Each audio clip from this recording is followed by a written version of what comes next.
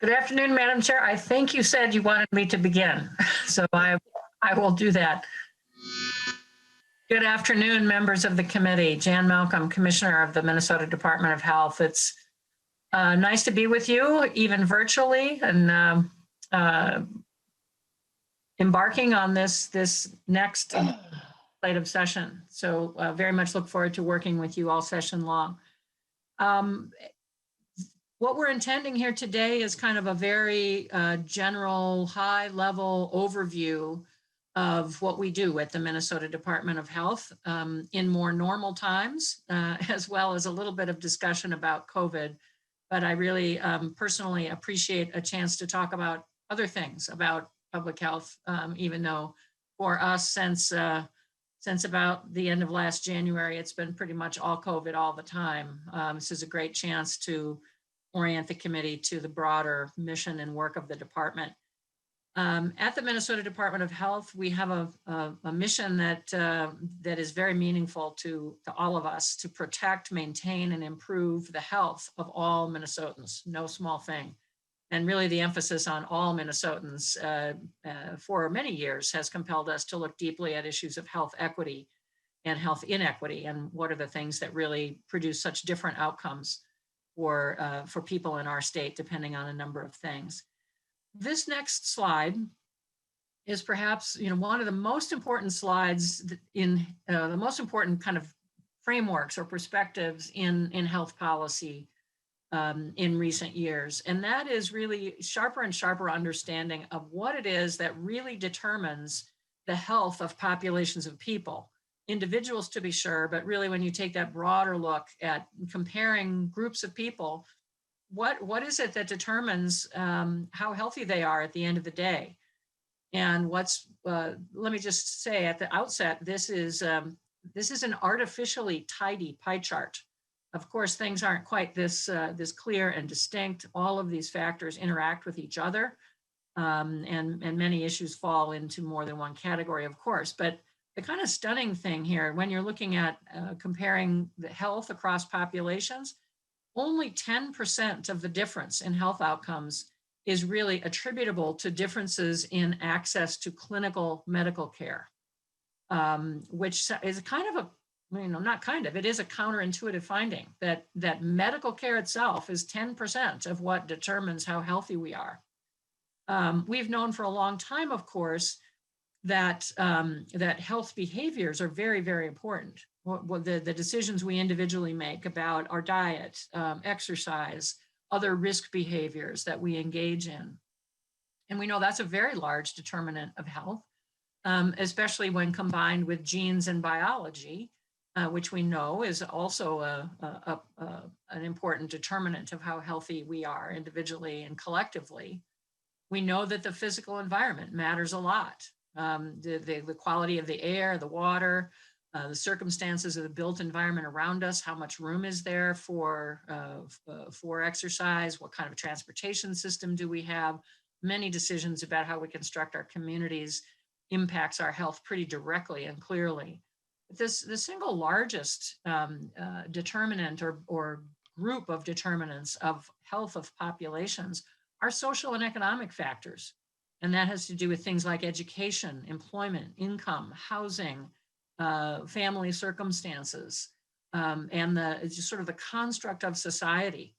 And that's really where this comes from is literally decades of research, of health services research, looking at comparing groups of people and what accounts for the differences in their health. And these data have just become more and more quantified, more and more clear, more and more based in hard science and literature over the intervening years. And just to explain this one a little bit more, when you start to think about it, it makes a lot of sense. These social and economic factors influence everything else on the chart. The social and economic conditions in a community determine how much healthcare there is in that community. Is it a place where clinics are located? It determines the physical environment. How much investment is there in the infrastructure in a community?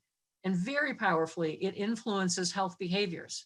People don't make choices in a vacuum. They make choices based on what's realistically available to them as options in their lives and choices that they can make about things like nutrition and employment and education and exercise. So this is just a really fundamental part of the way we in public health view our work and view where are the opportunities to improve health for our communities.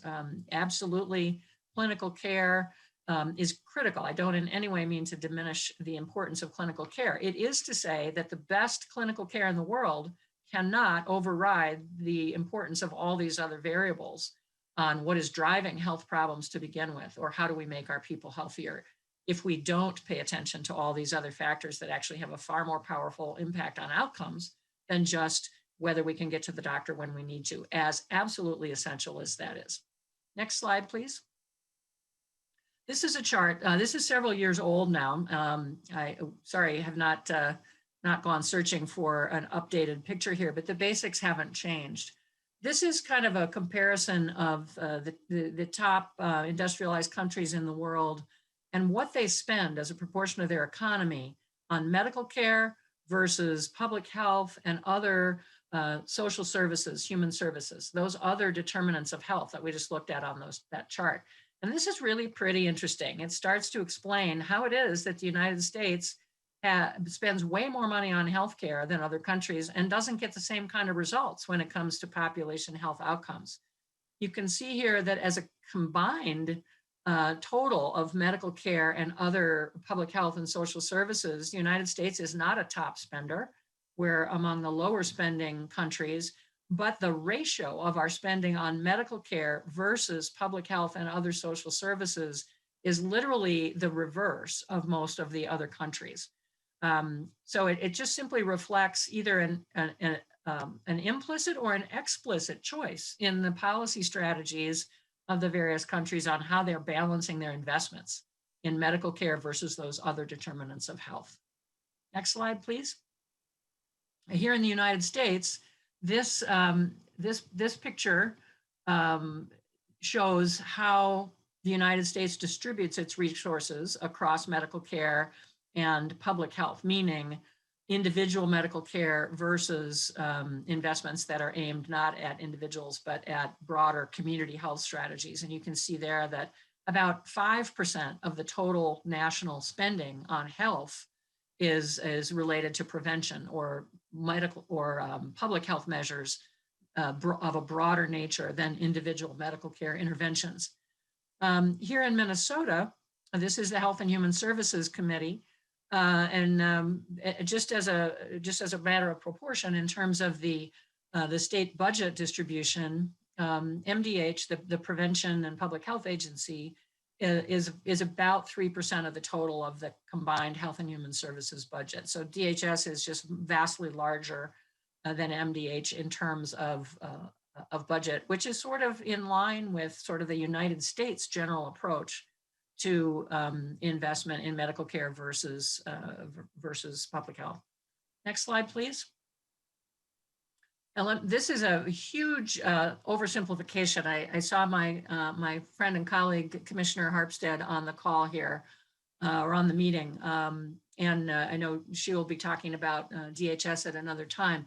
But just as we know, we work with counties and local governments all the time, and oftentimes people really don't have a hard time understanding what is the difference between the Department of Human Services and the Department of Health. You guys both work on healthcare stuff. What's the difference? Generally, and again, huge oversimplification here, DHS is the major funder of medical care services to large parts of our population, and is involved in providing, financing, assuring that people can get treatment when they need it for problems.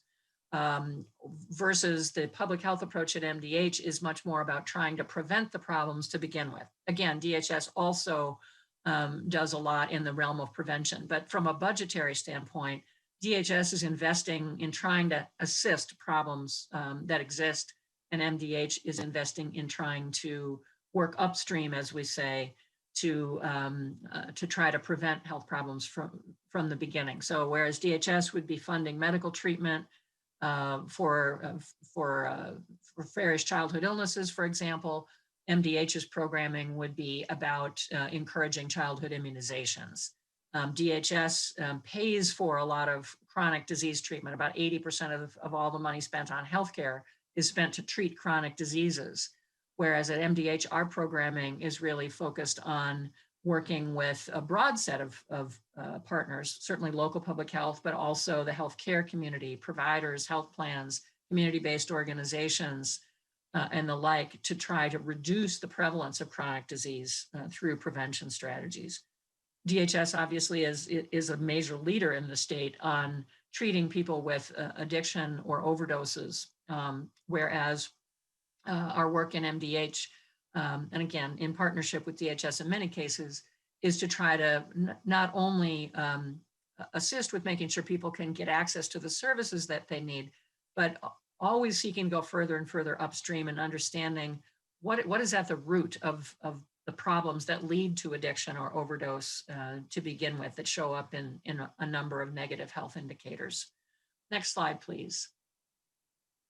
One of the things we certainly know is that Minnesota is a healthy state on average, but that's the problem. It's on average.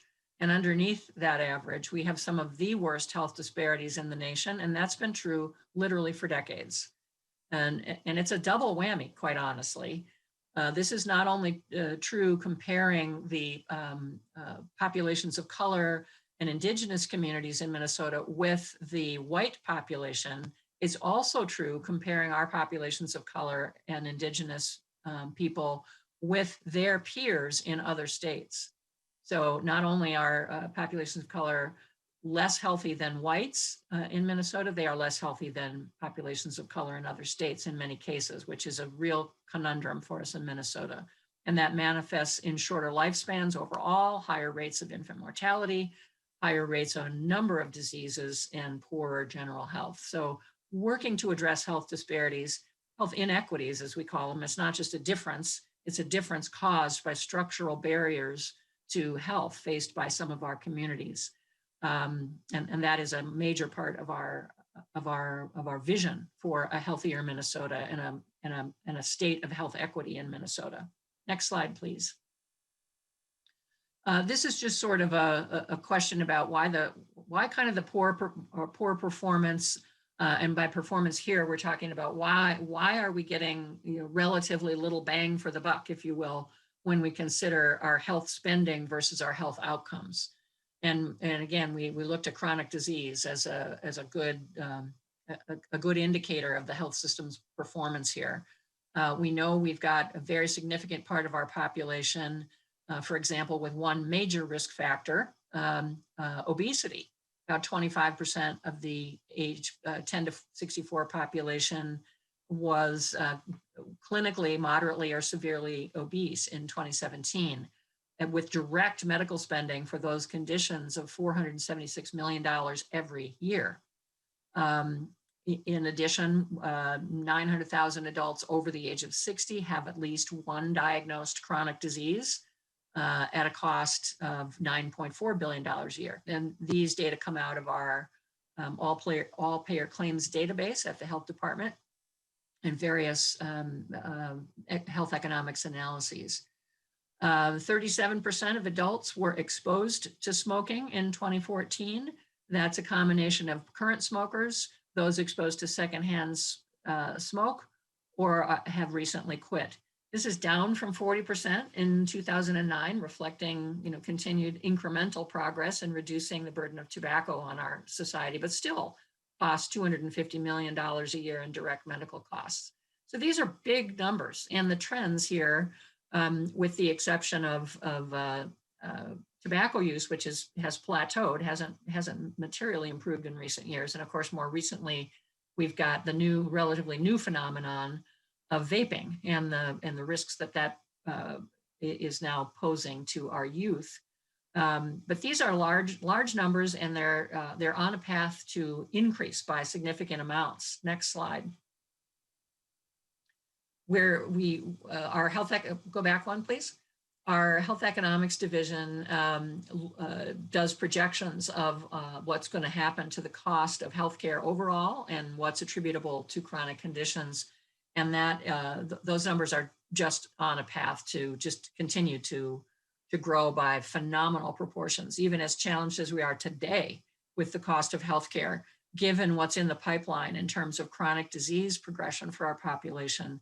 We see these projections of further increases of up to $15 billion each year for increases in chronic conditions among those over 60. Dementia-related care is also going up at a very rapid clip. Hypertension-related spending, just as one particular chronic condition alone, is projected to increase up to $7.7 billion a year for that one condition. So the moral of this story is we with this amount of chronic disease building in our population, we can't afford to just treat our way out of the problem, or the current budget is just going to continue to eat up the rest of the capacity for state spending. Next slide, please. So that's really sort of a background on why it is that we do what we do. Why are we trying to take this prevention focus to look holistically at what are the causes of poor health and what can we do to get upstream to try to change some of these trends in the most fundamental way. So I'm going to talk just for a few minutes about how we're organized at the health department. And with me on the call are the assistant commissioners that lead each of these bureaus.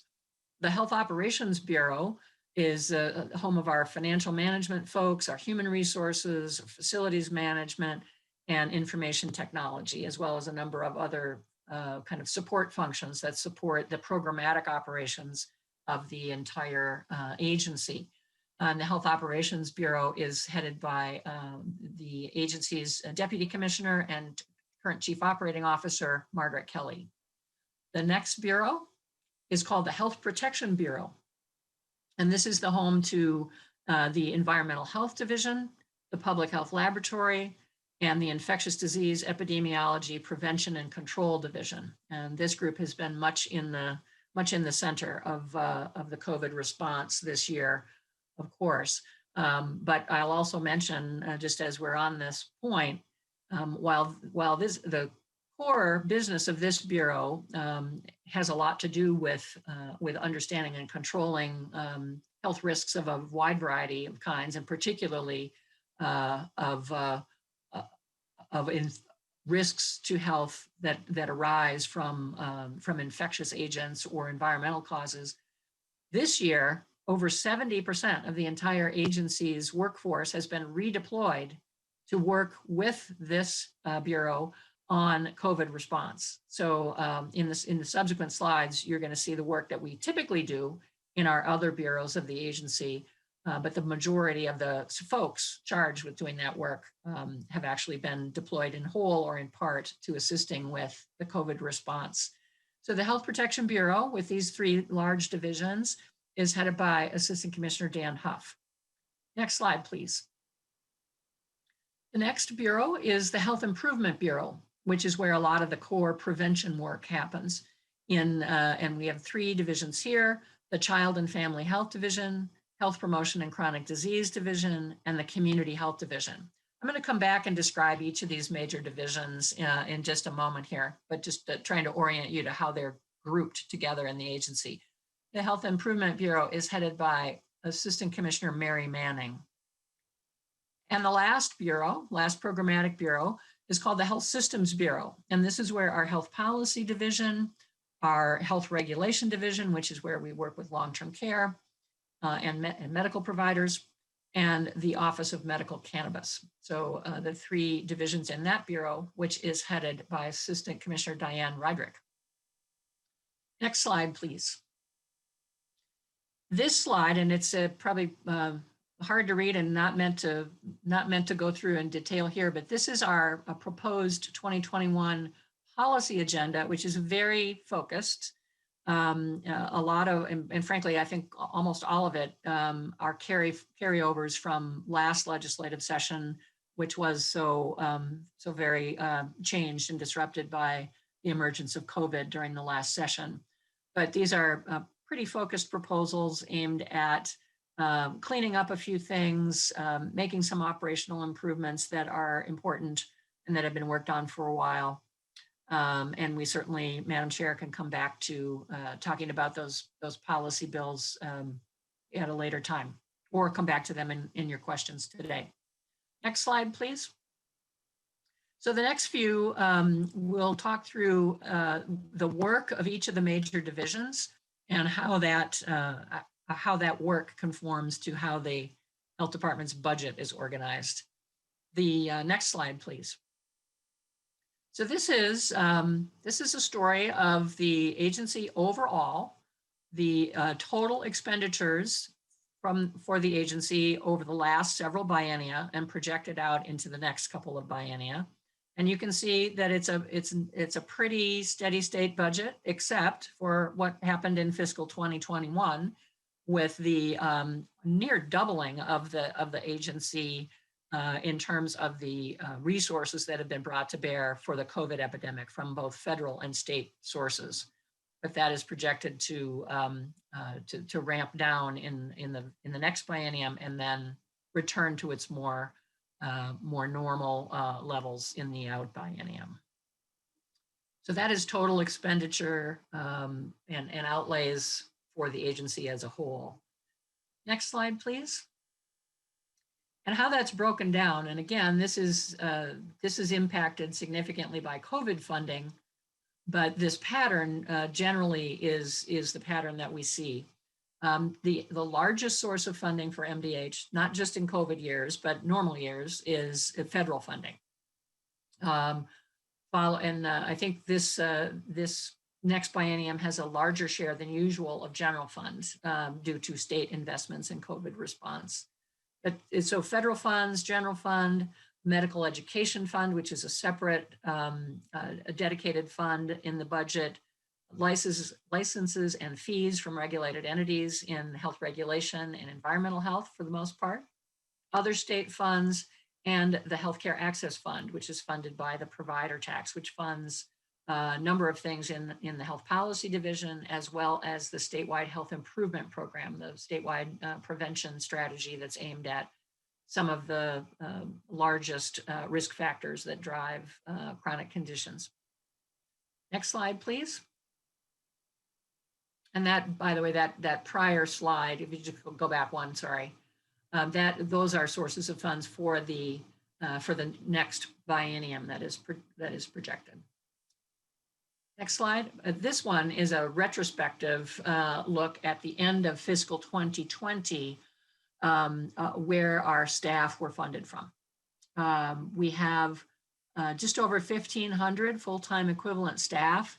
This is a heavily technical staff of mainly scientific and programmatic experts who range from physicians, epidemiologists, nurses, economists, data analysts, to community health specialists, engineers, laboratorians, as well as, of course, a number of support functions, communications, HR, finance, and the like. The staff are funded again significantly, and this is also due to the uptick in federal funds from last year. 39% of the staff paid for by federal sources, 24% by fees. Only 11% of the agency's staff is funded by general fund appropriations, and 6% by other sources like the Access Fund. Next slide, please. This is the coming biennium and our what we know of federal awards in fiscal 22 and 23. And again, this represents an unusual bolus of funds for the COVID response. Typically, the largest single source, programmatically, the largest source at the health department is funded by the U.S. Department of Agriculture, the WIC program. Financially, the largest program in the agency, typically. And so you can just see there, small share coming from Environmental Protection Agency for environmental health, agriculture for WIC, and then a number of different parts of the U.S. Department of Health and Human Services, Agency for Children and Families, CDC, of course, historically our largest federal funder and significantly larger this year with all the COVID work.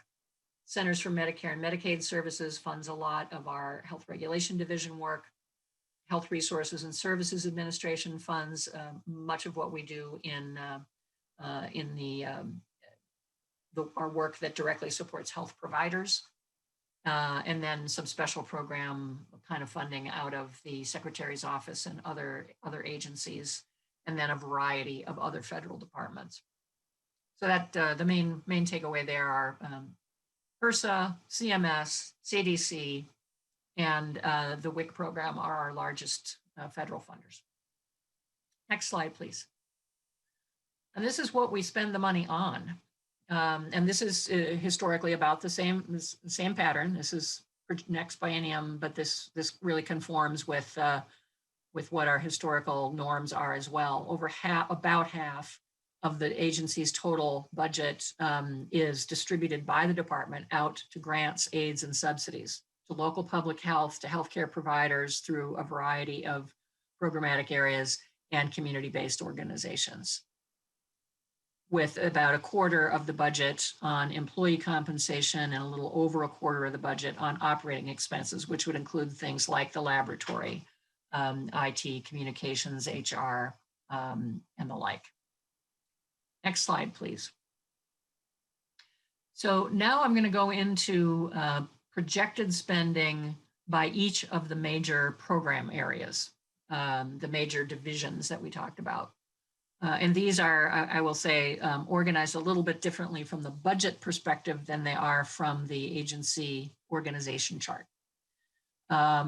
So health improvement, health protection, and health operations on this slide. And you can see there that the health improvement, and here's where this is an unusual year in terms of how staff are redeployed to the COVID response. So a whole lot of the folks in the Health Improvement Bureau that are working in these divisions have been reassigned to COVID response, which is where a lot of the funding is coming from this year. So this is an unusual division here of spending by program.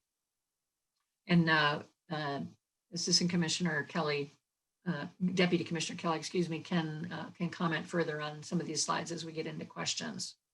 So this is just kind of breaks down how staff are actually allocated this year, as opposed to what their kind of historical spending pattern is.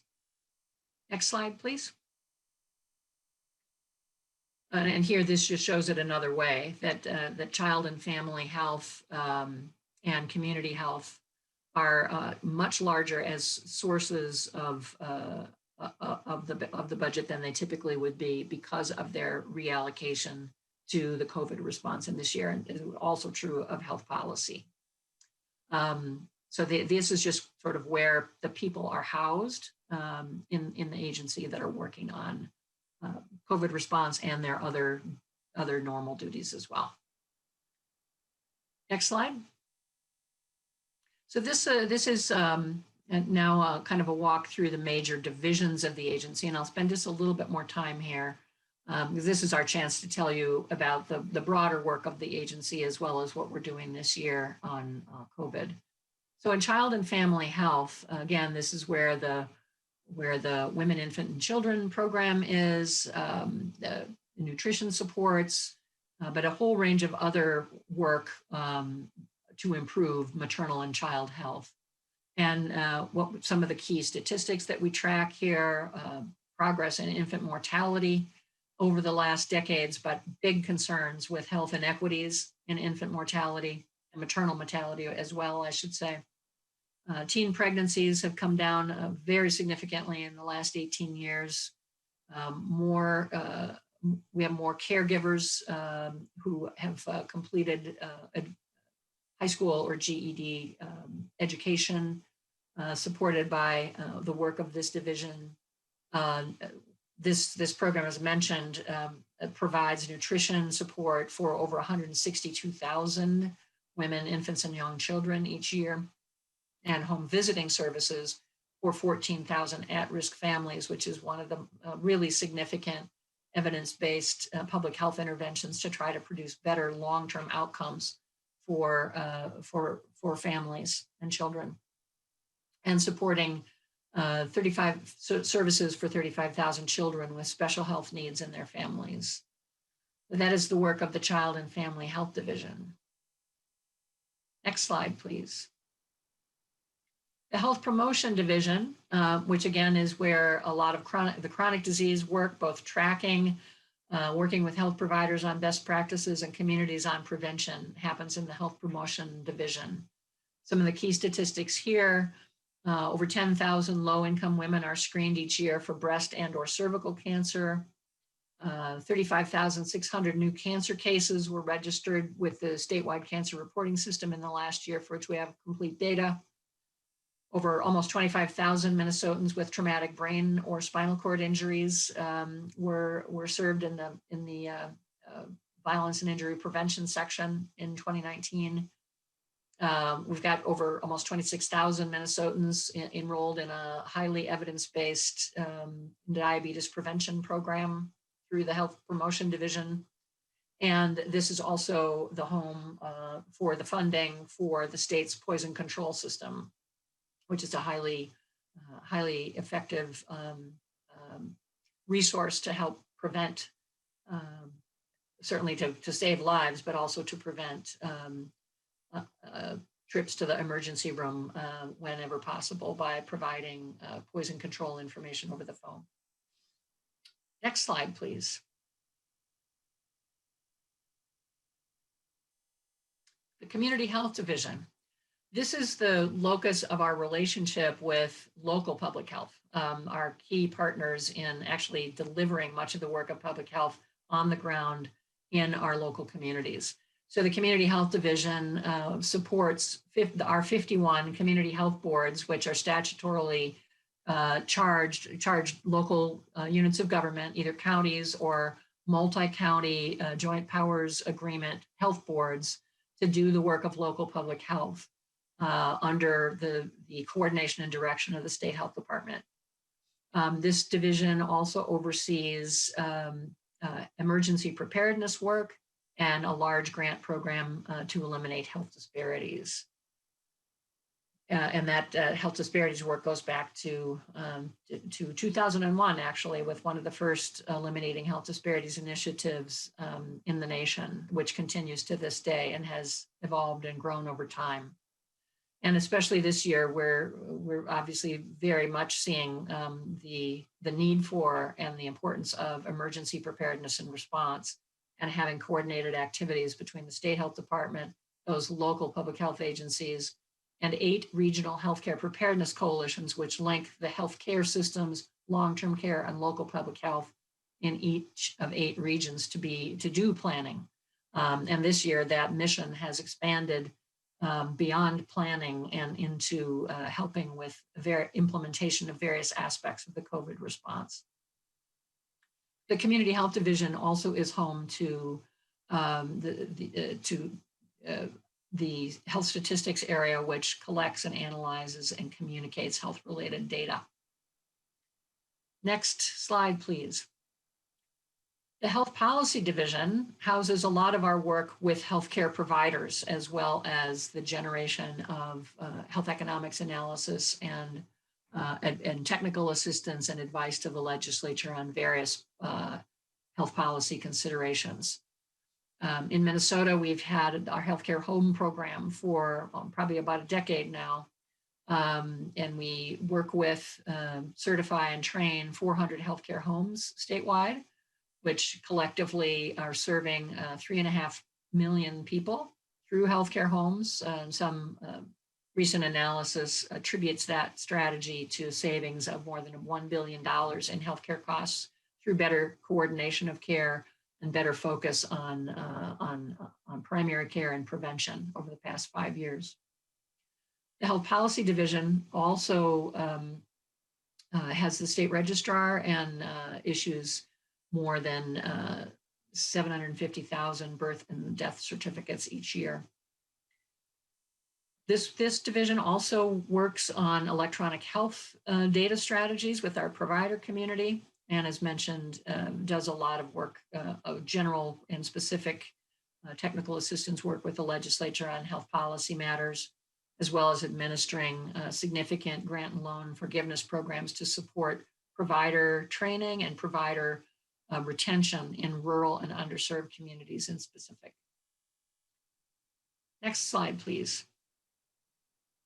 And the medical cannabis division is one of our smaller parts of the agency in terms of budget and also staff, was created to stand up the medical cannabis program in Minnesota, which has grown from its inception in 2016 to now serving almost 18,000 enrolled people who have been enrolled in the program cumulatively, currently in 2020. And we've now got almost 1,800 healthcare practitioners participating in the program who are authorized to certify patients for participation as of last August. The program, this division oversees the 2 manufacturers and 16 cannabis patient centers in Minnesota. We each year we receive petitions from providers and the public as to what conditions should be considered for inclusion in the medical cannabis program. Our most recent addition to the qualifying conditions was chronic pain, which was added in August of 2020. And the next major division, kind of on the opposite end of the spectrum in terms of size of division, if cannabis was our smallest program, environmental health and the health regulation division are 2 of our largest. The environmental health division works on all things water related, as well as other aspects of tracking risk levels in various aspects of the environment. So and they're primarily fee funded, as you can see here. The couple of the key metrics that are tracked here is the quality of the drinking water supply and the relationship with public water operators to keep that water supply safe, more than 7,000 public water systems. Also ensuring the safety of food and drinking water in restaurant, lodging establishments, and swimming pools in over 24,000 regulated establishments statewide.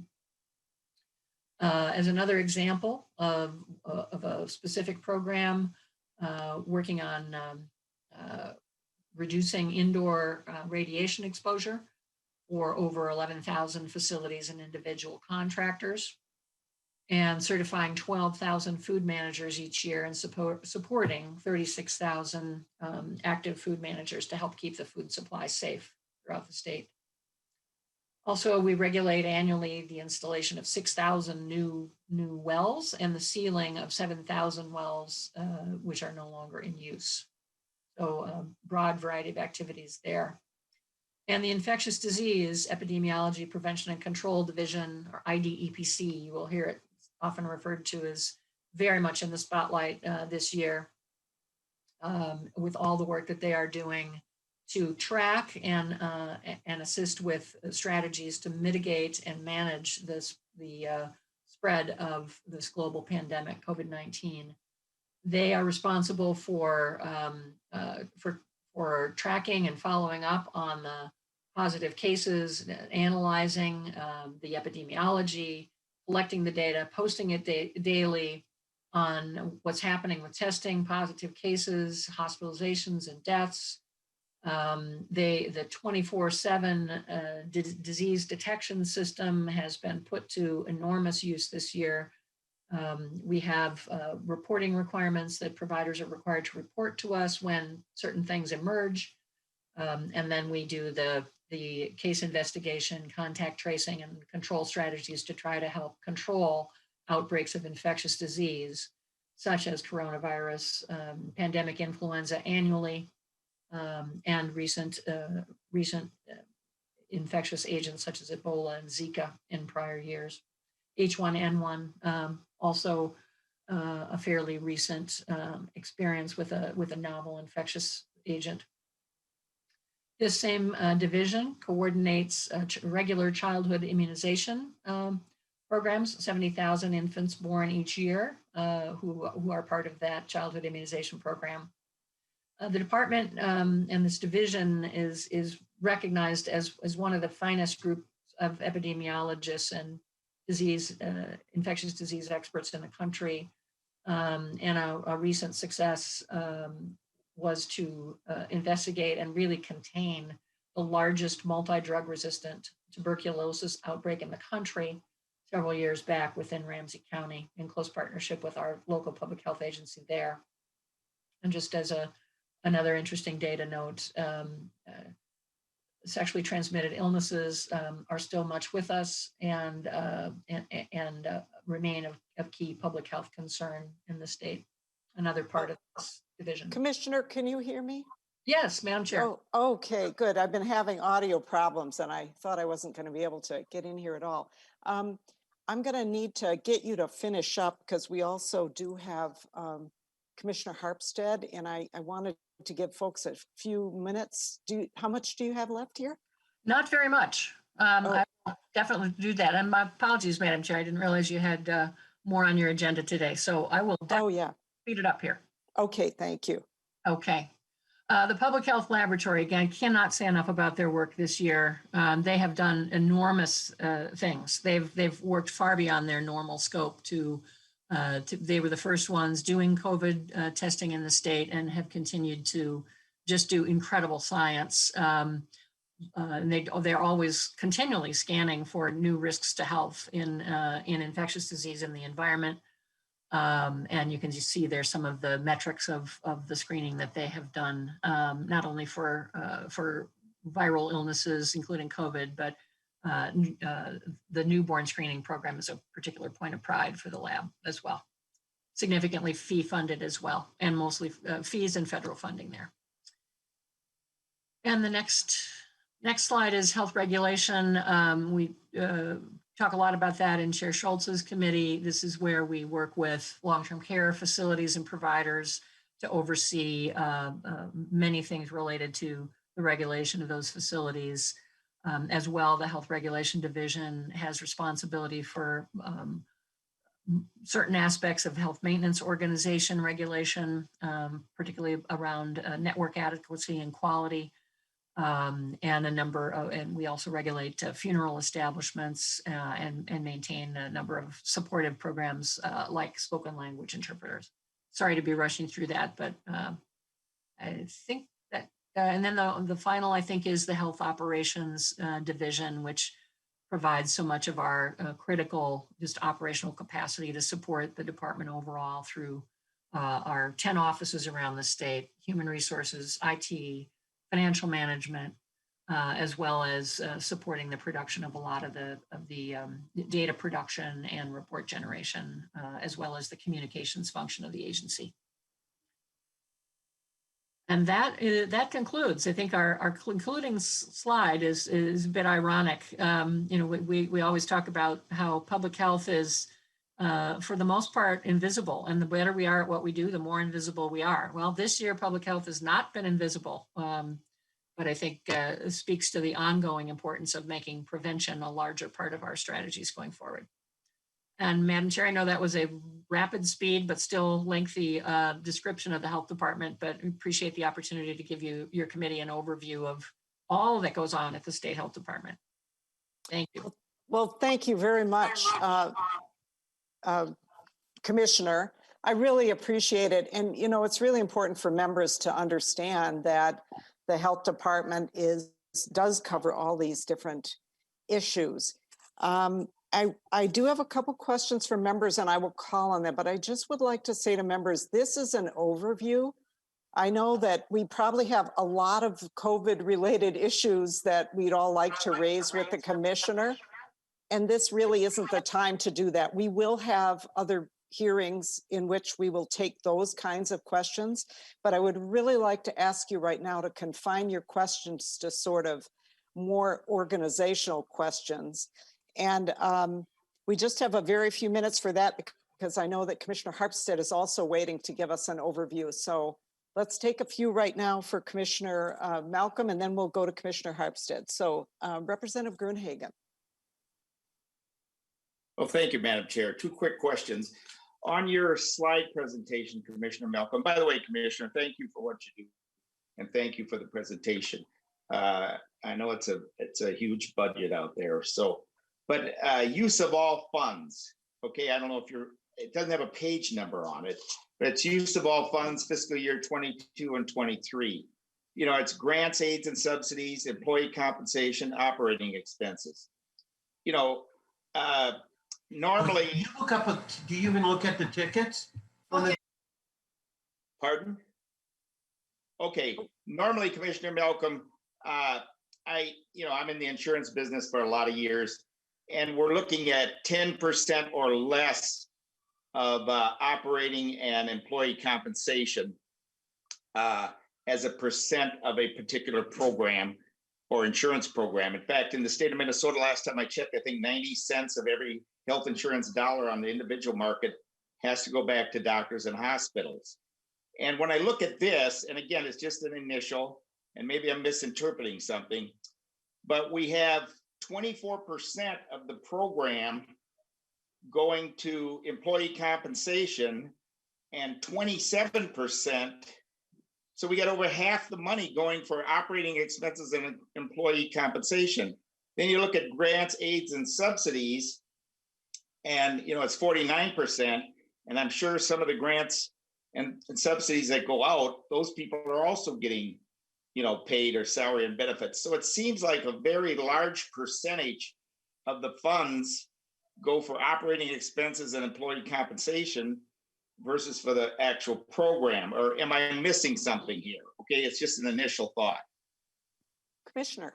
Madam Chair and Representative Grunhagen, yeah, thank you for allowing us to clarify here. I think that the operating expenses and the employees are programmatic investments. It's not at all just overhead. These are the scientists doing the laboratory analyses, the environmental health, the infectious disease prevention and control. So those are programmatic activities. They're not just administrative costs. Okay. Example. Good question, Representative Grunhagen. Did you have another quick question? Yeah, a quick question. I know there's that issue of healthcare disparities. And I haven't done a scientific study. I just checked with some people locally who work in the healthcare industry who want to remain anonymous for whatever reason.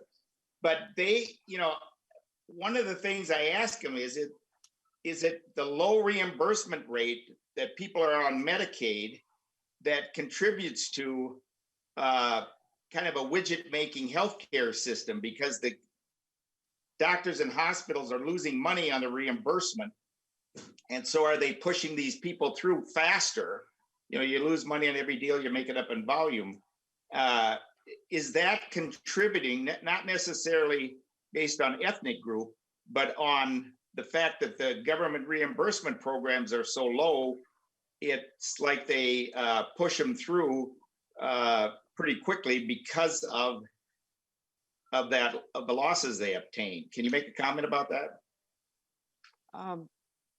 Representative Grunhagen, I don't know that that's necessarily the right question for Commissioner Malcolm. I guess what I would say is that sounds like, I mean, certainly let her answer if she chooses to. She looks like she wants to say something, but I just would say for members, this sounds like a much larger discussion that we should perhaps have at another time as well. But go ahead, Commissioner Malcolm. Thank you, Madam Chair and Representative Grunhagen. I would love the opportunity to talk in greater depth with my colleague, Commissioner Harpstead, about health disparities and the many ways that we understand what's producing them and what we can do about it. Certainly, access to healthcare and the quality of that healthcare is critical and is a significant focus of DHS and MDH when it comes to studying health outcomes. But definitely, I think the picture of what produces and what we need to do about health inequities is a great topic for a broader discussion. So you don't think low reimbursement aggravates the situation? I wouldn't know how to quantify the impact that it has, but certainly access to healthcare and the role of reimbursement are important things to track, but Commissioner Harpstead might have a perspective on that. All right, thank you. Yeah, thank you, Representative Grunhagen. I'm sure we'll be talking about that quite a bit this session. Representative Quam and then Morrison. Thank you, Mr. Chair, and for Glenn and the other members of the committee, some of the slides that have the disaggregation of race versus program SNAP, MFIP, et cetera, might be able to lead some insight into what Glenn was curious about. But my questions are more in the public health and many of the areas, hypertension, dementia, et cetera, where you're indicating there's a great increase in projected expenditures.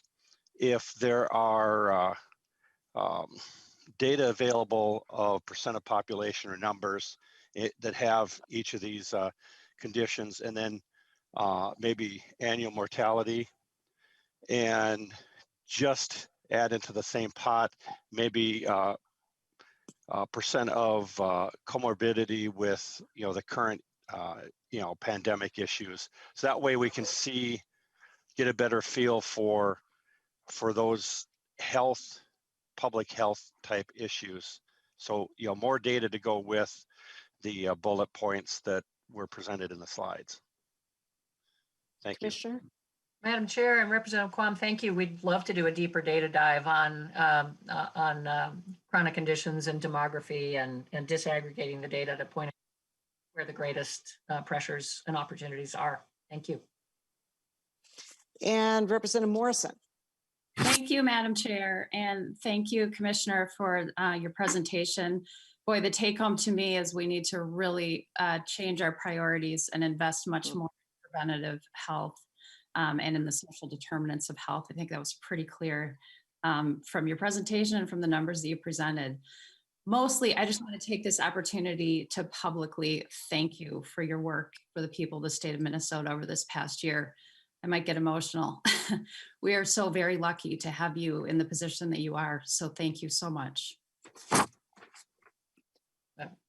Yeah, thank you, Representative Morrison. I totally echo that. And since my audio hasn't been functioning for a lot of this hearing, I haven't been able to say a lot, but I do want to just, I hope people realize that MDH is really a pretty small agency as it goes. And it's been really had this enormous responsibility that it's had to pick up during this time of COVID. And I think it's really, I think of it as the little agency that could, if you know that kid's book. Yeah, I think the commissioner's doing a fantastic job.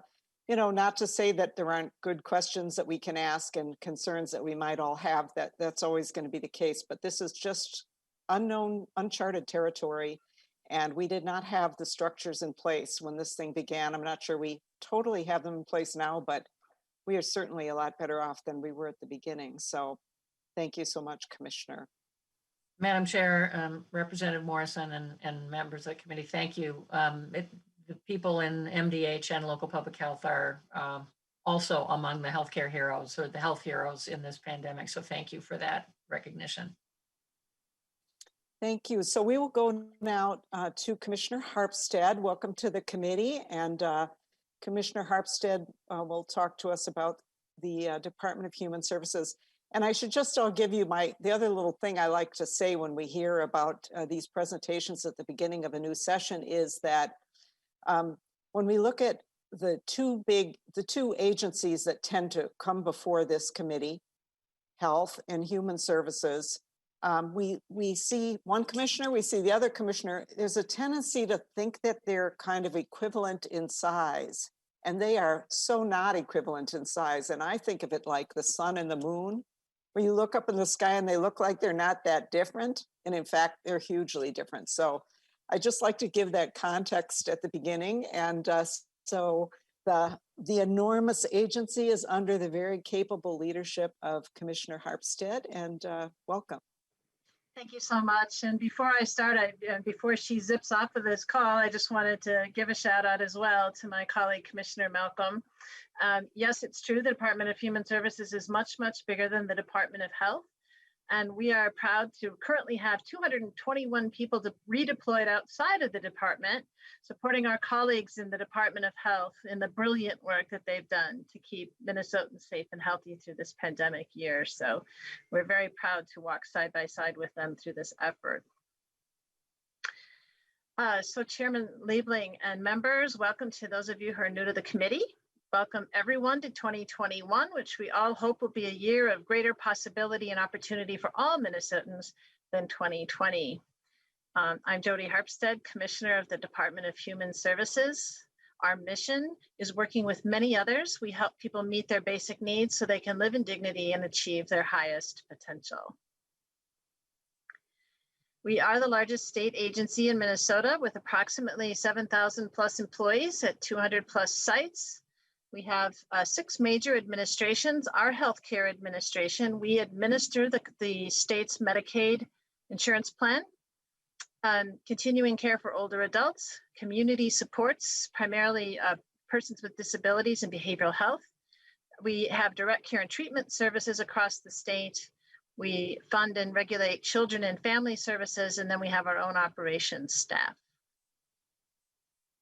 This is another way to look at it. If you look at the blue bars, you will see how our budget breaks out, with 81% of our budget, $14 billion, going to pay for Minnesota's healthcare programs. And then the green bars, you can see that 85% of our employees are actually in our direct care and treatment services across the state of Minnesota. So depending on whether you're talking about how many people we have or how much money gets spent, the picture is very, very different.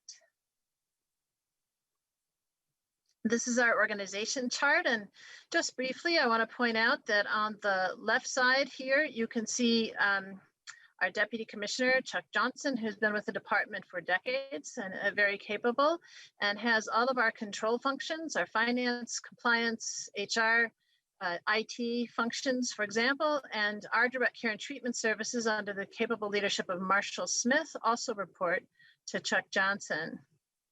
On the right side, we have our brand new interim Deputy Commissioner, Nikki Farrago, who manages communications and relations.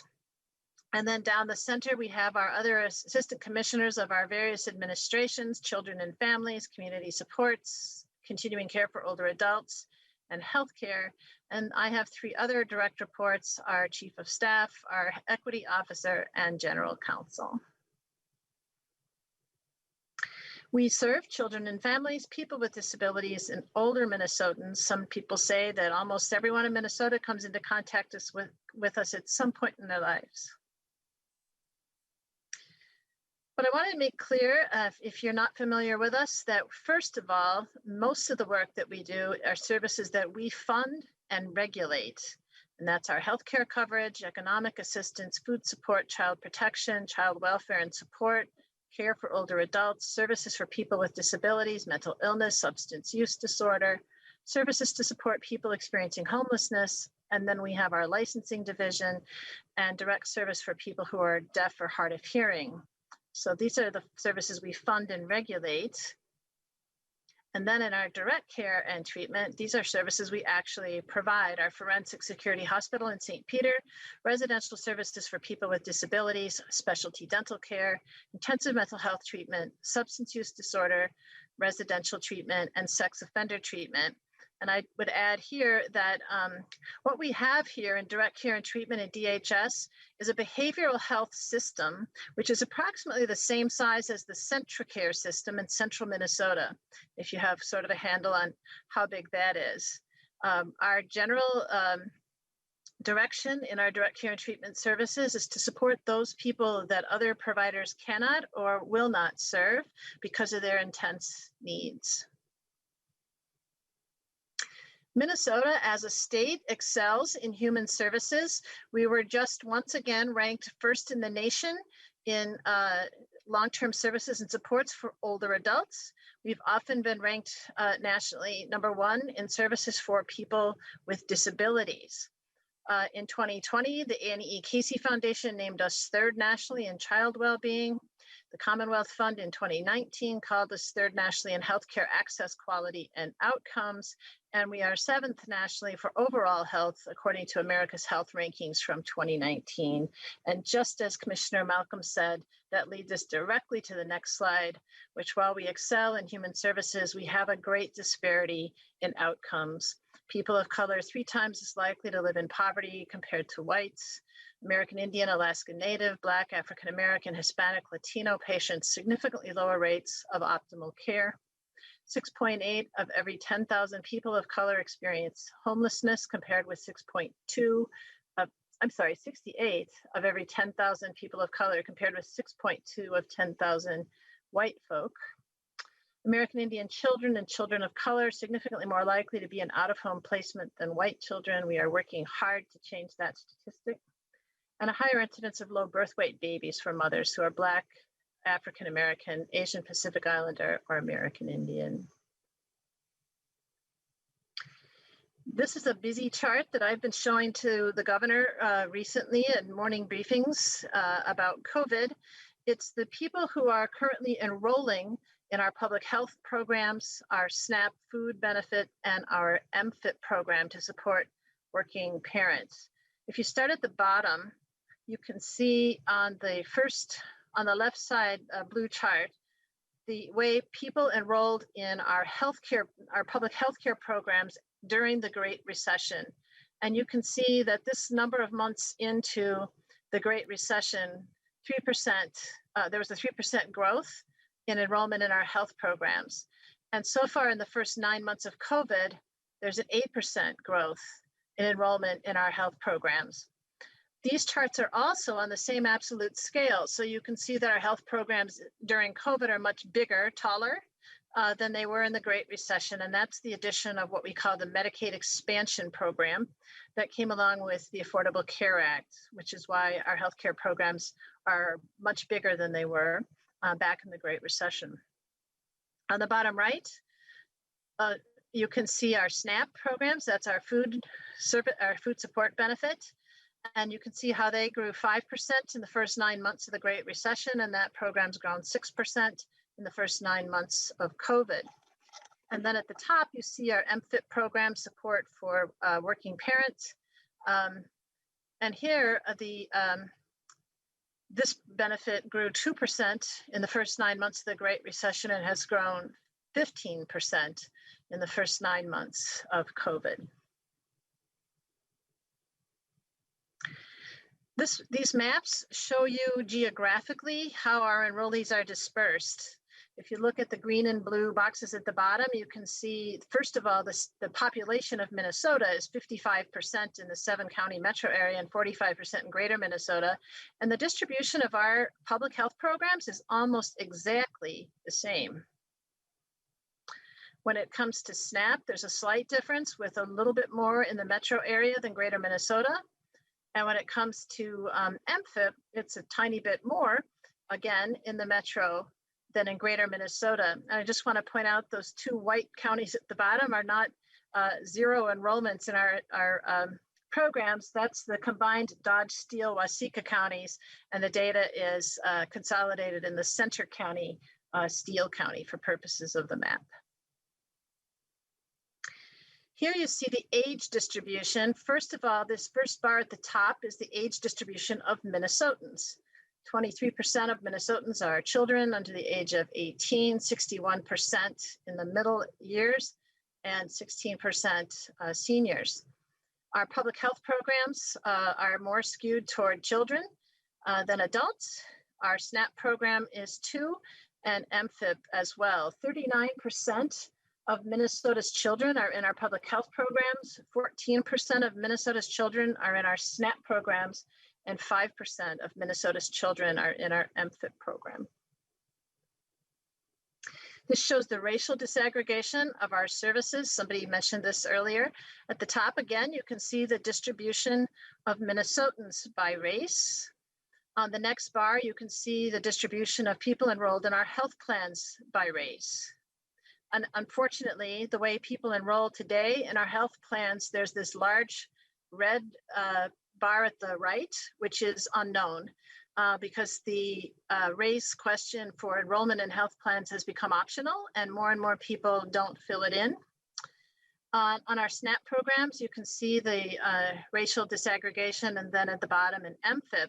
And just to take a look at MFIP, for example, the Latinx population is enrolled in MFIP at 2 times their proportion of the state of Minnesota. The Black population is enrolled in MFIP at 5 times their proportion of the state of Minnesota. And the American Indian population is enrolled in MFIP at 9 times their proportion of the state of Minnesota. On the other end of the spectrum, you can see some of our programs in Minnesota, our skilled nursing and assisted living facilities are 94% serving white Minnesotans. Our ICFs and 4-person group homes for people with disabilities, 87% white Minnesotans. And then when it comes to personal care attendants for people with disabilities, it's 57% white and a disproportional number of people of color, especially Black Minnesotans. We wrote our strategic plans somewhere in the middle of COVID in 2020. We have 3 major elements to our strategic plan. Our stand for better health, fuller life, and lower cost for Minnesotans working to achieve their highest potential. We're committed to a culture of equity that advances equitable outcomes for communities across the state. And operational excellence, we intend to be nationally ranked as a well-run state agency. Highlights in the plan beyond those 3 statements include rewarding measurable health and life outcomes while managing costs through our managed care contracts. We administer all of the contracting in Minnesota for Minnesota Medicaid and Minnesota Care. And this year, as we start our whole round of procurements with the Metro Children and Family contract that's out now on RFP, we are very much adding a big chunk of the contract award going to people who excel in the social determinants of health and not just health care. As Commissioner Malcolm mentioned, so much of health is determined by social determinants. We've added a great big chunk of social determinants this year to our contracting process. We're working to promote the next iteration of integrated health partnerships, more on what that all means later. We are committed to making Minnesota a friendly state. We want to be sure that people with disabilities and older adults have the opportunity to live and work in integrated settings. This population of people living in Minnesota today prefer integrated settings to congregate care settings. And if they preferred those integrated settings before COVID, after reading about COVID, they're certainly going to be interested in integrated settings going forward. And we're committed to making those services available. We're working to integrate services for substance use disorder, mental health, and housing, which are all interrelated. Supporting family preservation and reducing disparities in out-of-home placement of children, and increasing access to affordable quality childcare. We've also asked our senior leaders to imagine their biggest possibilities. If over the next 3 years, the biggest thing you can imagine could happen, what would that be? Our Community Supports Administration would incorporate class standards, culturally, linguistically appropriate service standards, into policies and procedures to improve quality and access to service among BIPOC communities. The ICHIRP model would be a standard of care for all African American and American Indian women served by our healthcare plans, helping them to have healthier lives as women, as moms, and for their babies. We would drive down disproportionality for African American and Native American children and families in child protection. And inside DHS, our employees would feel valued for raising compliance and ethics concerns and working collaboratively to make systemic changes that support our integrity as an agency. Starting with our healthcare administration, where we have 716 employees. It says all funds is $125 million. That's how much they spend on many of their programs and services. But if you include the health contracts that they administer, that's $14 billion as they go to administer our medical assistance and Minnesota Care programs. Commissioner, we have a question, I think, from Representative Ryer. I don't know, Representative Ryer, do you need to ask it now or should we let the commissioner zip through the rest? Oh, absolutely can wait. Thank you, Madam Chair. Can absolutely wait. Just getting my place in queue. Okay, and this gives me a good moment to say, Commissioner, I'm really so sorry we have to do this to you, but we are ending our hearing at 4:30, so we're pretty squeezed. Okay. Okay, so this year our healthcare administration has been very busy supporting the COVID response, especially making sure that people had their healthcare uninterrupted throughout the pandemic. And of course, supporting all of the what we call tele-everything that we learned about during COVID. We're concerned about the potential Supreme Court decision regarding the Affordable Care Act and what it would do to our health programs in Minnesota. Next slide. Our operations have 753 employees, and their major programs are the Office of Inspector General, which includes our licensing and fraud investigation and background studies divisions, our compliance office, our financial office, and human resources.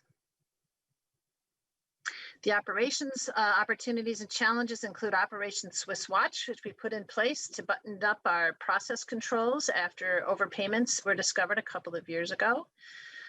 COVID modifications, background studies, program integrity, and the Family Child Task Force recommendations.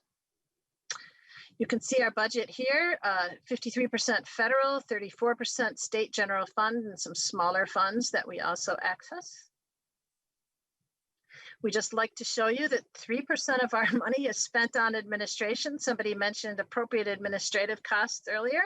97% flows straight through us to programs and services. Thank you, Commissioner. You're welcome. In our forecasted programs, you can see the first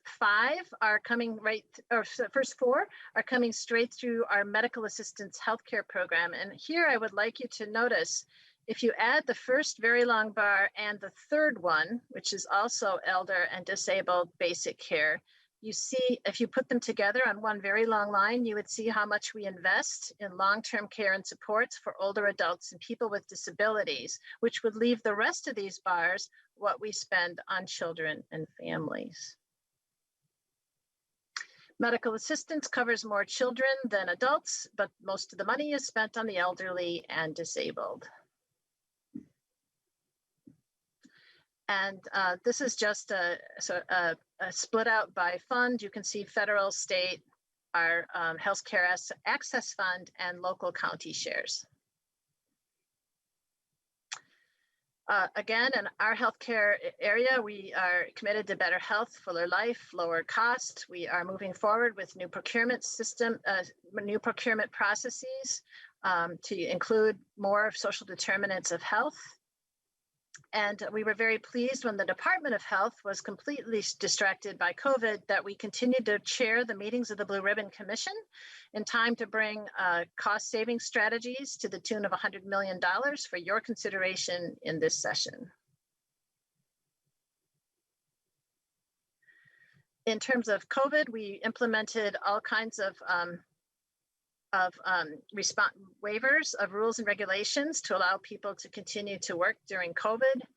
We did not interrupt our process control improvements for the pandemic. We were able to keep those going. It gave us an unprecedented opportunity to run every one of our COVID waivers through our policy review committee. So every assistant commissioner who wanted to waive rules saw us modeling firsthand, crossing all the T's and dotting all the I's before approving waivers, checking for legal, financial, and CMS implications before saying yes. My greatest learning in my first year as commissioner is the discovery of who gets heard in state government.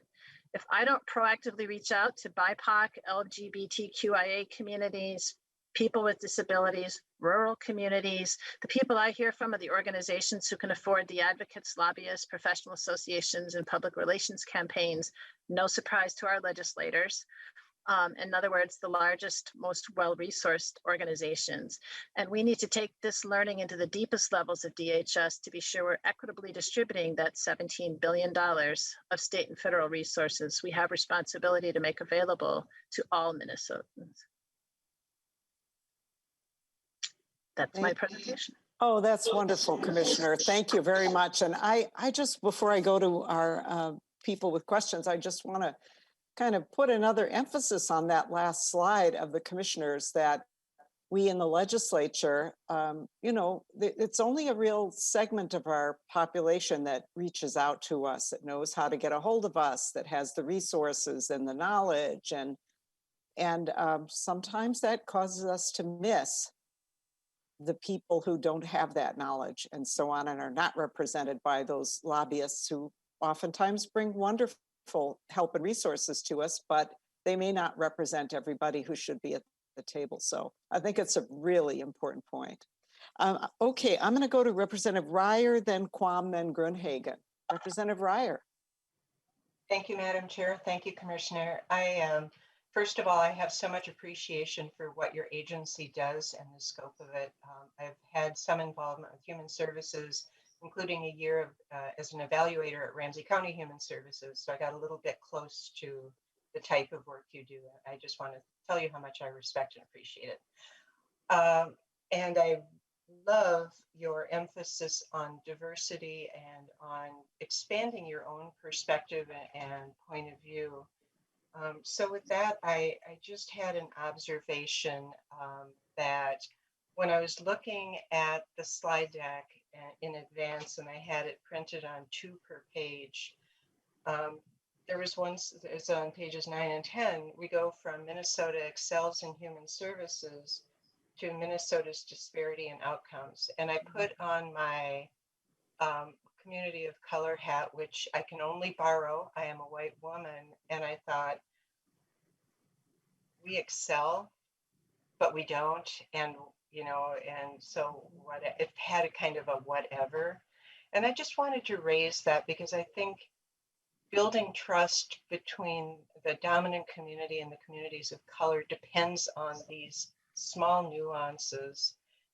So I wanted to raise that at the same time as I thank you for your commitment to focusing on those things, because that's how we're going to address the disparities. Thank you. Thank you. Yeah, thank you, Representative Ryer. Representative Quam. Thank you, Madam Chair. And I noticed there's some geospatial presentations, but they've been aggregated by counties. If you disassociate that and you have it overlaid, we can also try and see if proximity to clinics, proximity to transit options, proximity to, or areas where you've got non-emergency medical transit. That might help clear up causes, effects, and components of the equation of disparities by groups. And then you can have other factors where you could highlight and unhighlight, so you could separate subsets by employment, economic, and it might really show that there are more environmental, as in accessibility by public transportation or accessibility by certain types of healthcare facilities that can help us plan on more effectively and efficiently providing access. And so offline, it might be nice to have a short conversation with your geeky people and see what we might be able to come up to assist us in doing our job. Thank you. Chair Liebling, if I might, and Please. Representative, several learnings during COVID. The Mille Lacs Band of Ojibwe discovered that they had a very high no-show rate for behavioral health appointments before COVID. And as a result of our ability to do telehealth with behavioral health, they reduced that from 40% to 10%. And we discovered that some of that is, and I've always known that in the behavioral health field, sometimes the behavioral health issue that someone's struggling with is what keeps them from making their appointment. When you simply pick up the phone and there's your counselor and off you go, fewer people miss appointments. The other thing is there were transportation issues in the area. And so I think we delivered more behavioral health per week during COVID than we did before COVID, because it was so easy to just pick up the phone and have those meetings when that worked for people. That doesn't work for everyone. Of course, we also discovered the disparity in broadband access. And so it was one thing to say, well, let's just have a Zoom meeting, but not everyone in Minnesota can access that reliably. And so that's a disparity we learned about as well. So I really appreciate your comments.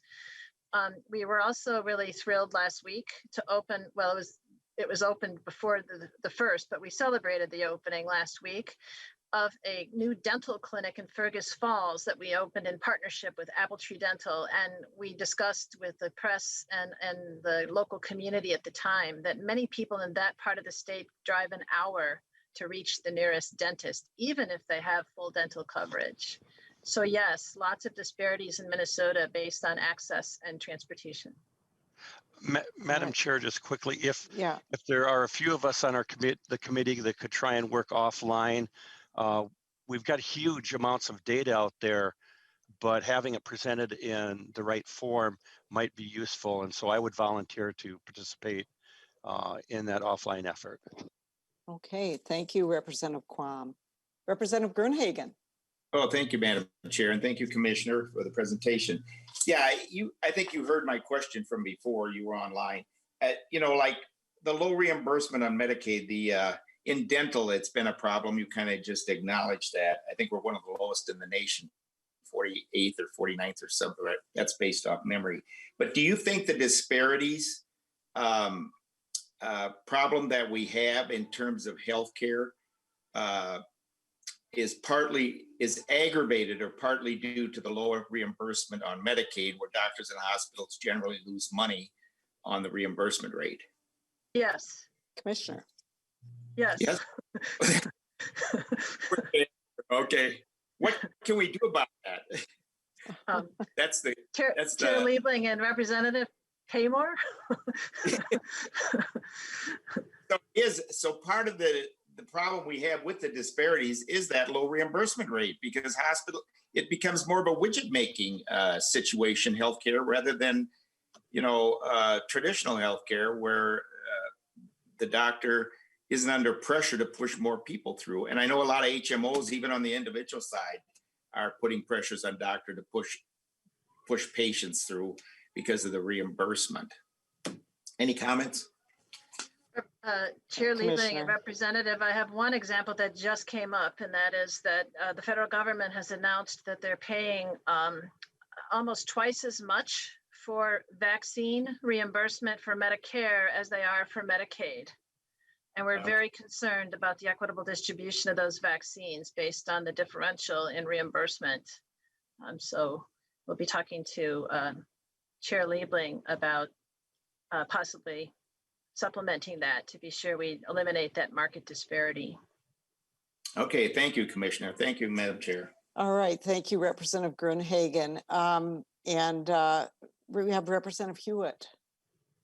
Real quickly, and this might be more, Madam Chair, Commissioner, and real quickly, this might be more of a statement or maybe something you can answer real quick, but it's my belief and what I've experienced back as a provider that because of Minnesota being a higher reimbursement rate for Medicaid, because we do have the provider tax in place, we do find that providers do tend to go over here versus like our neighboring states, Wisconsin, who really do struggle with a very low provider reimbursement rate. Is that correct? Commissioner? Chair Liebling and Representative, I would have to go check more. I don't know as much as I should about differential Medicaid rates across state lines. I think Representative Grunhagen and I happen to both be focused on dental in the moment as we were talking, and we have a very low dental rate in Minnesota. But in terms of our Medicaid rates for other health services, I would have to check, but I trust that you know about that in terms of other states, even near us, having even lower rates. Thank you. Yeah, Representative Ryer.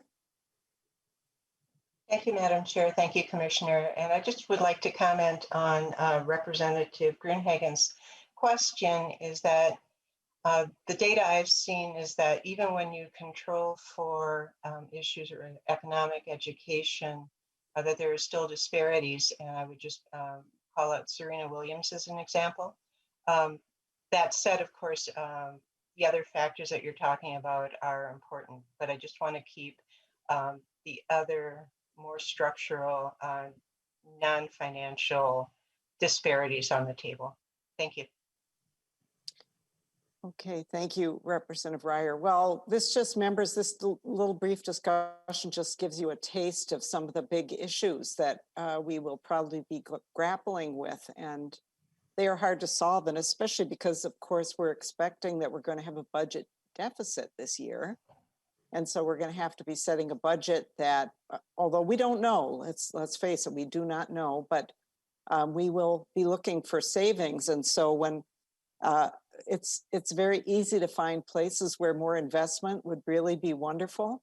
And I just would challenge members as to start thinking about ways that we can find savings that don't hurt people. That's going to be our challenge, or it may be our challenge. I hope that that's not the situation that we're in. But so we're going to be talking tomorrow a little bit more about what's happened financially during the COVID pandemic, and then also in terms of just talking about outcomes here, we do have something called Results First in the state that focuses on outcomes, and we're going to be having a presentation from that organization too. It lives in MMB, and can perhaps be helpful to us, because one of the things that we always want to be doing, whether we have a budget deficit or not, is trying to do more of the things that work and less of the things that don't work. And the question is always, how do you know what works and how do you know what doesn't work? And so that's what Results First attempts to help us with. So Commissioner, thank you very much for your presentation. And I know you did it in super quick time, and it's an enormous agency with all kinds of issues that you could talk about. And we hope to have you back many times over the course of the session. And thank you very much for your participation. I don't see any other questions, and it being the time for our adjournment. So until tomorrow, we are adjourned. Thank you. Thank you.